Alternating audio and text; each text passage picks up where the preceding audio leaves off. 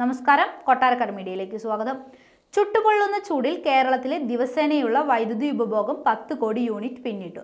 തിങ്കളാഴ്ച മാത്രം 10.02 കോടി യൂണിറ്റാണ് വേണ്ടി വന്നത്. ചരിത്രത്തിൽ ആദ്യമായാണ് മാർച്ച് മാസത്തിന്റെ ആദ്യ ദിനങ്ങളിൽ തന്നെ ഇത്രയധികം വൈദ്യുതി വേണ്ടിവരുന്നത്. ഇതോടെ വൈദ്യുതി ബോർഡിന്റെ സാമ്പത്തിക പ്രതിസന്ധിയും രൂക്ഷമായി. നിലവിലെ സ്ഥിതി വിലയിരുത്താൻ ബുധനാഴ്ച മുഖ്യമന്ത്രി ഉന്നതതല യോഗം വിളിച്ചു. കഴിഞ്ഞ ഏപ്രിൽ 19 രേഖപ്പെടുത്തിയ 10.29 കോടി യൂണിറ്റ് ആയിരുന്നു കേരളത്തിലെ റെക്കോർഡ് വൈദ്യുതി ഉപഭോഗം. സാധാരണഗതിയിൽ ഏപ്രിൽ മാസത്തിലാണ് കേരളത്തിലെ ഉപഭോഗം ഇത്രയും ഉയരാറുള്ളത്. 7.88 കോടി യൂണിറ്റ് വൈദ്യുതി പുറത്തുനിന്നും വാങ്ങിയാണ് തിങ്കളാഴ്ച വിതരണം ചെയ്തത്.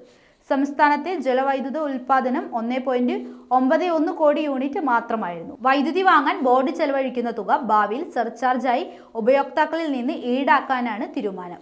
മുൻപ് വൈകുന്നേരം 6 മുതൽ 10 മണി വരെയാണ് കൂടുതൽ വൈദ്യുതി ഉപയോഗിച്ചിരുന്നതെങ്കിലും ഇപ്പോഴിത് രാത്രി 12 മണി വരെയാണ്.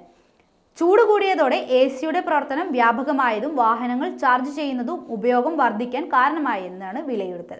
വേനൽ മഴ കുറവായതിനാൽ ഡാമുകളുടെ വെള്ളത്തിന്റെ അളവും KSEBയിൽ ആശങ്കയുയർത്തി. സംസ്ഥാനത്ത് KSEB അണക്കെട്ടുകളിൽ ഇപ്പോൾ 216.45 കോടി യൂണിറ്റ് വൈദ്യുതി ഉൽപ്പാദിപ്പിക്കാൻ വേണ്ട വെള്ളമേ ബാക്കിയുള്ളൂ.